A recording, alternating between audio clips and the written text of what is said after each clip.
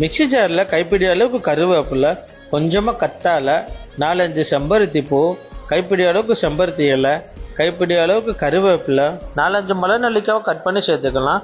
கூடவே கொஞ்சம் சின்ன வெங்காயம், ஒரு 10 கிராமுக்கு ஜடா மஞ்சள், நாட்டு மருந்து கடையில் கிடைக்கும். அதே மாதிரி 10 கிராம் ரோஸ்மரி, வேம்பாலை பட்டை. பட்டையாக தான் வாங்கணும், பொடியாக வாங்கிடக்கூடாது. நாட்டு மருந்து கடையில் கேட்டு வாங்குங்க. கூடவே கொஞ்சம் வெந்தயம் சேர்த்து 1/4 டம்ளர் கீழே தண்ணி ஊற்றி குறை அரைச்சி தனியாக வச்சுக்கோங்க. அடிகனமான சட்டில் செக்கில் ஆட்டின தேங்காய் 1/2 லிட்டர், கூடவே 100 இல்லை 50 மில்லி விளக்கெண்ணெய் சேர்த்துக்கிட்டு அரைச்ச விழுதையும் உள்ளே இறக்கி எல்லாத்தையும் நல்லா மிக்ஸ் பண்ணி விட்ருங்க. அடுப்பு ஹை ஃப்ளேமில் இல்லாமல் லோ ஃப்ளேமில் ஒரு 20லேருந்து ஒரு 25 நிமிஷம் நல்லா வேக வச்சா போதும்.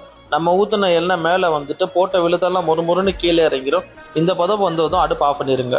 இதை வடிகட்டி காற்று போகாத கண்ணாடி பாட்டில், பிளாஸ்டிக் பாட்டில் ஸ்டோர் பண்ணி நீங்கள் தேங்காய் எண்ணெய் எப்படி யூஸ் பண்ணுவீங்களோ அது போல் ரெகுலராக யூஸ் பண்ணிக்கோங்க. உங்களுக்கு பெண் தொழில் இருந்தால் மட்டும் பெண் மருந்து இதோட கலந்து நீங்கள் ரெகுலராக யூஸ் பண்ணுங்கள். ஃபுல் வீடியோ பார்க்க கீழே லிங்க் இருக்குது, பார்த்துக்கோங்க.